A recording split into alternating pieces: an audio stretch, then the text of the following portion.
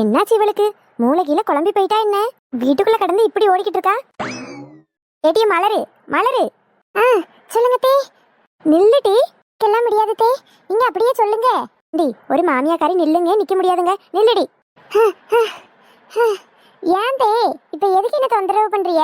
தொந்தரவு பண்றாங்களா? என்னடி வீட்டுக்குள்ள இப்படி கடந்து ஓடிக்கிட்டு இருக்க? பார்க்க நல்லாயா இருக்கு. ஏத்தே நான் என்ன சும்மாவா ஓடுறேன்? என் தொப்பையும் என் உடம்பையும் குறைக்கிறதுக்காக தானே ஓடுறேன். உடம்பு குறைக்கிறதுக்கு ஓடுதியா? ஆமா, நான் கொஞ்சம் வெயிட் போட்டுட்டோம்ல, பழைய துணியெல்லாம் எனக்கு பத்தவே மாட்டேக்கு. சரி ஓவர் வெயிட்டா இருக்கமே, ஏதாவது செஞ்சு உடம்பு குறைக்கலாமேன்னு குறைச்சிக்கிட்டு இருந்தா நீங்க நடுவில் வந்து தொந்தரவு செஞ்சுட்டு இருக்கிய. ஏண்டி உடம்பு குறைக்கிறதுக்கு இப்படி ஓடிக்கிட்டு இருக்கியே, அதுக்கு பதிலாக என் கூட சேர்ந்து கூட மாட வீட்டு வேலையை செஞ்சாவே உடம்பு தன்னால குறையுமே.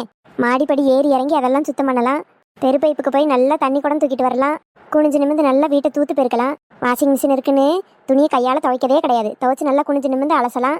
இத்தனையை செஞ்சாவே உடம்பு நல்லா இருக்குமே. ஏதே இதை எல்லாரும் தான் வீட்டில் செய்கிறாவ, செஞ்சது போக அமைதியாவா இருக்காவ. எக்ஸசைஸு யோகான்னு எத்தனை செய்கிறாவ உடம்பு நல்லா வச்சுக்கிறதுக்கு. அதனால தான் நானும் ஏதாவது செஞ்சு நம்ம உடம்ப ஃபிட்டாக வச்சுக்கணும்னு நினச்சேன். ஏன்டி அதைத்தானே சொல்கிறேன், வீட்டு வேலையை பாருன்னு. ஏதே எல்லாரும் வீட்டு வேலையை பார்த்துட்டு சும்மாவா இருக்காவ? எத்தனை பேர் எக்ஸசைஸ்லாம் போய் கற்றுக்கிறாவ தெரியுமா? அதான் உலகமே ரெண்டா இடிஞ்சு விழுந்தாலும் நீ வீட்டு வேலை செய்யறதுக்கு ஒத்துக்க மாட்டா. உனக்கு அந்த ஆளை எப்பவும் படுத்து நொறுங்கணும், போன நோண்டதும். அப்படியும் இல்லையா உன் ஃப்ரெண்ட்ஸ் மார்வ கூட போய் நல்லா ஊர் சுற்றணும், ஊர் கதையை கேட்கணும். இதுக்கு தான் நீ லாய்க்கி, வேற ஒன்றுக்கும் லாய்க்கு இல்லை பார்த்துக்க. ஏதே ஃபோன் என்ன சும்மாவா பார்க்கவே? நாட்டு நடப்பு என்ன ஏது எல்லாம் தெரிய வேண்டாமா? இப்போ நான் இருக்கேன் இந்த ஊரில், பக்கத்து ஊரில் என்ன நடந்துச்சு, பக்கத்து நாட்டில் என்ன நடந்துச்சு, அப்படியெல்லாம் தெரியணும்ல. தெரிஞ்சுக்கிட்டு என்னடி செய்ய போறா? தெரிஞ்சுக்கிட்டு என் அறிவை வளர்ப்பேன். அறிவுன்னு ஒன்று தான் அங்கே சுத்தமாக இல்லையே, பிறகு எங்கே வளர்க்குது? இப்படி கடந்து வீட்டுக்குள்ள ஓடிக்கிட்டு இருக்கா. இப்ப நான் வந்ததுனால சரியா போச்சு. வேற யாராவது இந்நேரத்துக்கு ஊர்க்கரவியே வராவன்னு வச்சுக்க. நீ இப்படி பைத்தியம் மாதிரி ஓடுறதை பார்த்து என்ன நினைப்பாவ? இவளுக்கு பைத்தியம் முத்திட்டு போலன்னு உன்னதானே கேவலமா நினைப்பாவ. கொஞ்சமாவது அதை யோசித்து பாக்குறியா? கதவை நல்லா பப்பரப்பான்னு திறந்து போட்டுக்கிட்டு நடு வீட்டுல ஓடிக்கிட்டு இருக்கா நீ. எட்டே நம்ம இருக்கிறதோ கிராமம். இவ்வளவு நேரம் உங்களுக்கு எக்ஸசைஸை பத்தி சொல்லியே உங்களுக்கு ஒன்றும் புரியல. நான் இப்படி தெருவோடி ஓடிட்டு இருந்தேன்னு வைங்களா, பாக்குறவி எல்லாம் என்ன சொல்லுவாவ? என்னையா சொல்லுவாவ? புஷ்பா மருமக ஓடுறா, புஷ்பா மருமக ஓடுறான்னு உங்களை தான் சொல்லுவாவே. நம்ம குடும்பமானம் காத்துல பறக்கிறத நான் விரும்பலத்தே. நீங்க தானே அடிக்கடி சொல்லுவிய நம்ம குடும்பமானத்தை நீதான் கட்டி காப்பாத்துன மருமவளேன்னு. அதனாலதான் தே நான் ரோட்ல ஓடாம வீட்டுக்குள்ள ஓடிக்கிட்டு இருக்கேன். ஆமா, சந்திரமல்லி இவ்வளவு நாளா குடும்பமானத்தை தூக்கி நிலநிறுத்திட்டா. இன்னைக்குதான் ஏதோ கெட்டு போற மாதிரிலாம் பேசுதா. இப்பமும் ஊருக்குள்ள புஷ்பா மருமக ஒரு வேலைக்கு லாய்க்கில் இருந்தா பேர் வாங்கி வச்சிருக்க. சரி சரி அதெல்லாம் விடுங்கத்தே. நான் ஆரோக்கியமா இருந்தாதான் இன்னும் உங்களுக்கு வயசாகும் போது உங்களை நல்லா பார்த்துக்கிட முடியும். அதனால நான் ஜிம்முக்கு சேரலான்னு இருக்கேன் தே. ஜிம்மா அப்படின்னா என்னது டி? ஜிம்முனா உடம்பு நல்லா ஃபிட்டா வச்சுக்கிற இடம். அங்க தினமும் 1 மணி நேரம் 2 மணி நேரம் போயிட்டு அவைய சொல்ற மாதிரி தினமும் சாப்பிட்டுட்டு வந்தோன்னா உடம்பு அழகா இருக்கும், நல்லா இரும்பு மாதிரி இருக்கும் தே. அங்க போய் என்னடி செய்யணும்? உங்களுக்கு புரியுற மாதிரி சொல்லணும்னா கையில வெயிட் தூக்குது, அப்புறம் காலில் வெயிட்டை தள்ளுறது, அந்த மாதிரி நிறைய வச்சிருப்பாவே. அதெல்லாம் நம்ம செஞ்சோம்னா கைக்கு காலுக்கு அப்புறம் நரம்புக்குன்னு உள்ள எல்லா பார்ட்ஸுக்கும் நல்லா புஷ்டிக்கா இருக்கும். உடம்பு வலுப்படுத்துற ஒரு இடம் தே. உடம்ப வலுப்படுத்துறதுக்கு வீட்டு வேலையை செய்யடினா செய்ய மாட்டா, வேற எங்கேயோ போய் தான் செய்ய போறாளாம். சரி வீட்டில் வெட்டியே போன நோண்டிக்கிட்டு இருக்கிறக்கு ஏதோ உருப்படியா ஒன்று செய்ய போறேங்க, அதையாவது போ. நன்றி தே நன்றி. ரூபா கொடுத்தீங்கன்னா இன்னைக்கு போய் சேர்ந்துருவேன். ரூபாயா? என்ன ரூபா? ஒரு இதை சும்மாவாத்தே நம்மளை செய்ய விடுவாவே, அதுக்கு ரூபா கொடுக்கண்டாமா? ரூபா கொடுக்கணுமா? எவ்வளோ? நான் ஒரு நல்ல இடமா பார்த்து வச்சிருக்கேன் தே. மாசத்துக்கு 6000 ரூபா தான் தே.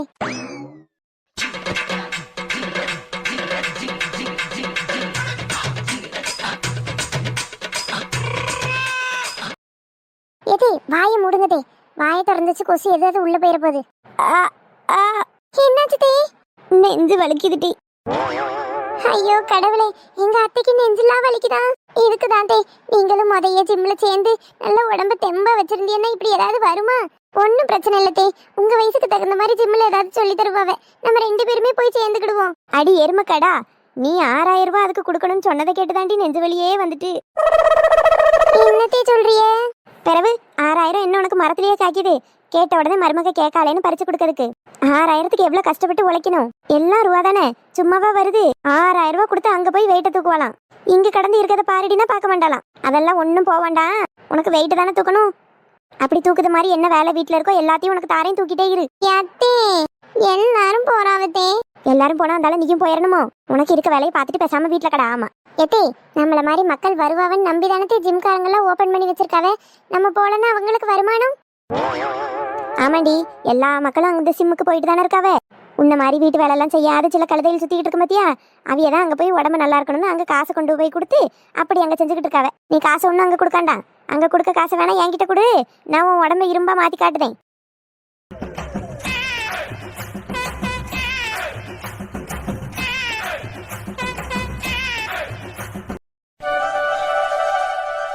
எம்மாடி மருமகளே, சத்த இந்த டிவியை போட்டுடுமா. டிவிக்கு ரீசார்ஜே பண்ணலத்தே, இனிமே தான் பணம் கட்டணும் பாத்துக்கிடுங்க.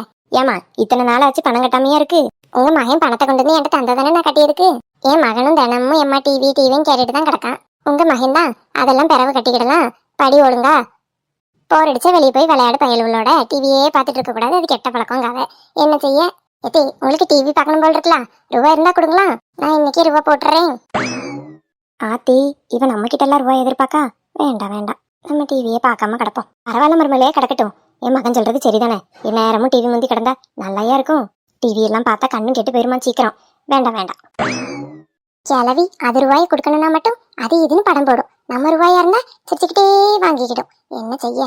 ஆமா, தண்ணி குடிக்கும் முச்சில பார்த்தேன், அடுப்பங்கரையில அவ்வளவு பாத்திரமும் போட்டு கிடக்கு. அதை செத்த கழுவிட்டு மீதி வேலையை பார்த்தேன். என்ன அதை கழுவணும்னு தான் நினைச்சேன். இன்னைக்கு வேற இவ்விய வீட்டுக்கு சாப்பிட வரேன்னு சொன்னாவே, நேரம் வேற ஆயிட்டுல, அதான் சரி கையோட காயெல்லாம் நறுக்கி முடிச்சிட்டேன்னு வைங்களா, அப்படியே அடுப்புல வேலை செஞ்சுட்டு பாத்திரத்தையும் கழுவி போட்டுருவேன். அப்படியா? சரி சரி, நறுக்கு நறுக்கு. காலையில எலும்புனதும் பாத்திரத்தை கழுவி இருந்தா இப்ப இப்படி சமைச்சுக்கிட்டே கழுவணும்னு இல்லல்ல.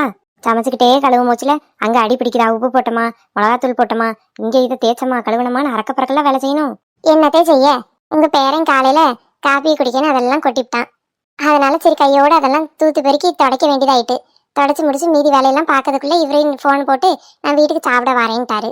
இன்னைக்கு வேலை செய்ய இடத்துல வெளியே சாப்பிட்டுக்கிட்டேன்னு சொன்னனாலதான் நான் காலையிலக்கு மட்டும் அளவா செஞ்சுட்டு விட்டுட்டேன். பிறகு நமக்கு மட்டும்தானே ஏதோ ஒன்று செஞ்சுக்கிடலான்னு. இப்ப வாரேன்னு சொல்ற மனுஷனுக்கு நல்லா செஞ்சு கொடுக்கணும்லாத்தே. ஆமா ஆமா, பாவம் என் மகன் நல்லா உழைச்சிட்டு வரான், அவனுக்கு நல்லா வாய்க்கு ருசியா செஞ்சு கொடு. ஏத்தே, இப்ப நீங்க எங்கேயாவது வெளியே போகணுமாத்தே? இல்லையடி. ஏதாவது வேலை கிடக்காத்தே? இல்லையே. அப்ப இந்த பாத்திரத்தை சேர்த்து கழுவி தந்தியல்னா கொஞ்சம் உதவியா இருக்கும் தே. ஐயோ, இவ என்ன நம்ம பக்கம் திருப்பிட்டா? இப்ப என்ன சொல்லி சமாளிக்க? கழுவுறி எல்லாத்தே? கொஞ்சம் பொறுக்கட்டுமா, நான் கழுவி தாரேன், நீ சமையல் வேலையை மட்டும் பாத்துக்க. என்ன? சரி தே. பாத்துமா, கையை வெட்டிக்க போறேன், காய பாத்துனா இருக்கு. சரி தே. என்னம்மா ஆச்சி? ஏதே, கையில லேசா கத்தி பட்டுட்டு. என்னம்மா சொல்ற, ரத்தம் வருதா? ஐயோ, ரத்தம் எல்லாம் ஒண்ணும் வரல தே, லேசா கத்தி பட்டுட்டு. என்னம்மா ரத்தம் வருதுன்னு இப்படி சொல்ற? இங்க பாரு, தோல்ல கிழிச்சிருக்க, முதல்ல எலும்பு. வா, லேசா ரத்தம் வர மாதிரி தான் இருக்கு, முதல்ல தண்ணியில கைய வைப்போம் வா.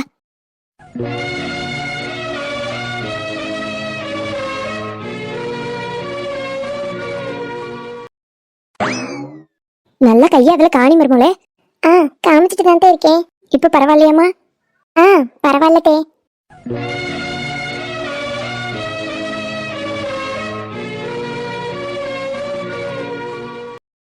லேசா எரிச்சல் மட்டும் இருந்தது தே, அதுவும் சரியாயிட்டு, ஒண்ணும் இல்ல தே எனக்கு. என்ன மருமகளே ஒண்ணும் இல்லைன்னு இப்படி அசால்ட்டா சொல்ற? உனக்கு ஒண்ணுனா என்னால தாங்கிக்க முடியாதுடி.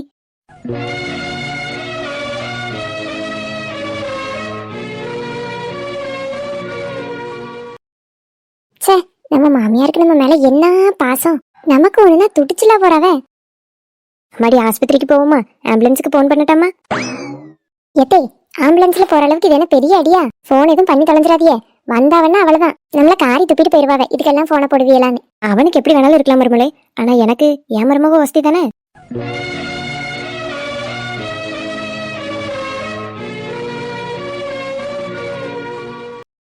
ஐயோ அத்தை, எனக்கு ஒன்னும் பிரச்சனை இல்ல. உண்மையை சொல்லு அத்தைக்கிட்ட, கை எதுவும் வலிக்குதா? இல்லத்தே. ஆஸ்பத்திரி போற அளவுக்கு இல்லல்ல? ஐயோ இல்லத்தே, என் கை நல்லாதான் இருக்கு. கை நல்லா தானே மருமலை இருக்கு? அப்ப நீயே சமைக்கும் போது பாத்திரத்தை கழுவிடு என்னம்மா.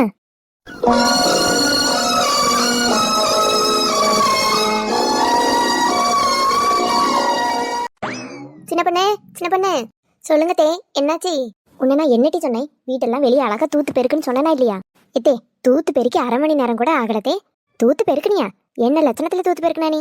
தூசி துரும்பு தும்பட்டான்னு எல்லாம் அங்கேயேதான் கிடக்கு. இதே நான் தூத்து சுத்தம் பண்ணும் போது நல்லாதான் இருந்து. பிறகு இப்ப அந்த குப்பையெல்லாம் தானா கால் முளைச்சு நடந்து வந்து அதுல படுத்துக்கிட்டோ? இப்ப தானா நடந்து வந்து படுத்துக்கிட்டு நான் சொன்னேனோ, அப்புறம் எப்படி குப்பை வந்துட்டு? ஏத்தே, காத்து அப்படி அடிக்குதுல்ல.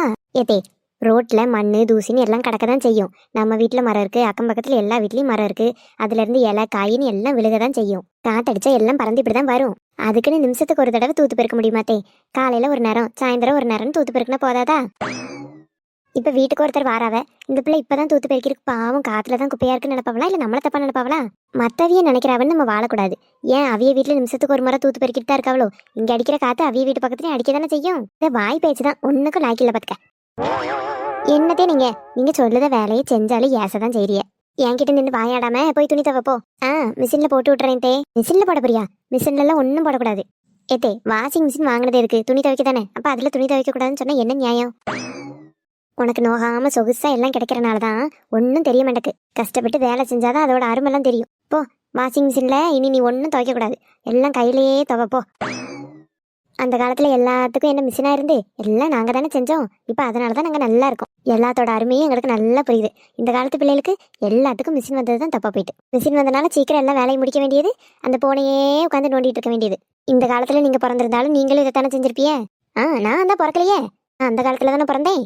அந்த காலத்துல இருந்த மாதிரி இருந்தனாலதான் இன்னும் நாங்கெல்லாம் தெம்ப தடனா இருக்கோம். இந்த காலத்து பிள்ளைகள் ஒரு குடத்துல தண்ணி தூக்கினாவே இடுப்பு வலி வருது, முதுகு வலி வருதுன்னு சுருண்டு படுத்துறிய. நான் நல்லா இருந்தா மட்டும் பத்தாதுல, வர சந்ததியும் நல்லா இருக்கணும்ல. அதே மாதிரி நான் அந்த காலத்துல என்னென்ன வேலை செஞ்சு உடம்ப தெம்பா வச்சிருந்தனோ அதே மாதிரி உன்னையும் தெம்பா அக்கப்புறம் பாத்துக்க. அதுல முதல் கட்டமா போய் துணி தவ. தாய் கிழவிக்கு நம்ம நல்லா இருந்தா பொறுக்கவே செய்யாது போல் இருக்கு. ஏட்டி, என்னடி இது? என்ன ஆண்டின்னு கேட்டேன் தே. ஆண்டினா அத்தை தே. இந்த ஆண்டி போண்டி எல்லாம் வேணா, அத்தனை ஒழுக்கமா கூப்பிடு. சரிங்க தே. சொல்லுங்க தே, எதுக்கு கூப்பிட்டிய? வெயில இவ்வளவு நேரம் அலைஞ்சு திரிஞ்சு வந்தது எப்பப்பா முடியல. அந்த ஃபேனை சத்தை போட்டு விட்டுட்டு போ. ஃபேனை போட்டு விடணுமா? அந்த காலத்துல என்ன ஃபேனா இருந்துச்சு? ஒரு விசிறியை வச்சு வீசிக்கிட்டு இருங்க. விசிறியை வச்சு வீசணுமா? ஏண்டி, காத்தாடி கண்ணுக்கு எதிரில இருக்கு, நான் எதுக்கடி விசிறியை வச்சு வீசணும்?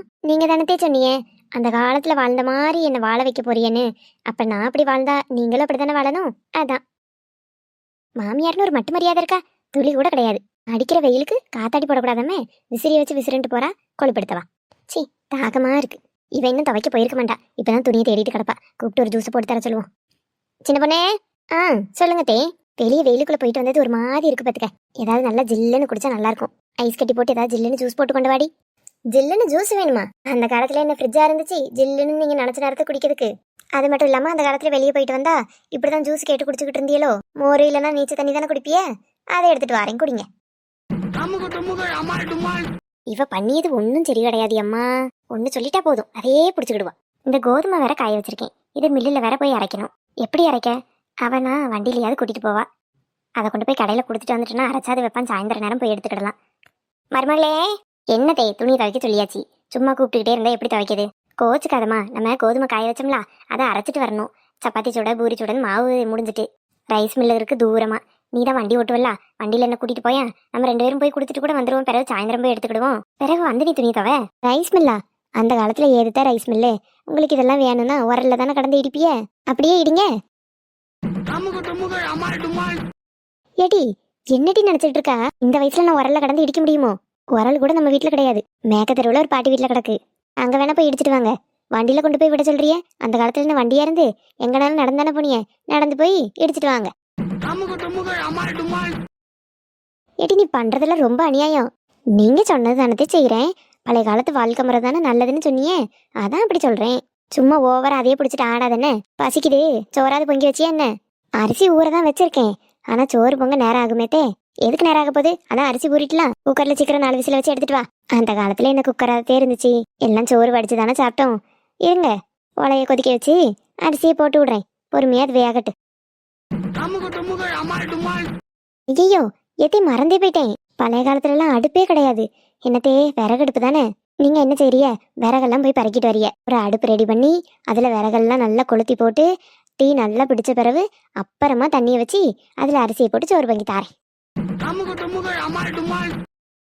ஏம்மா தாயே, பழைய காலத்து முறையில நீ இருக்கவும் வேண்டாம், ஒன்றும் வேண்டாம். இருக்கிறது மாதிரியே செய். இப்போ வாஷிங் மிஷின்ல போய் துணியை போடு, குக்கர்ல போய் சோறாக்கு, வண்டியை கொண்டு வா, ரைஸ் மில்ல போய் மாவரைப்போம்.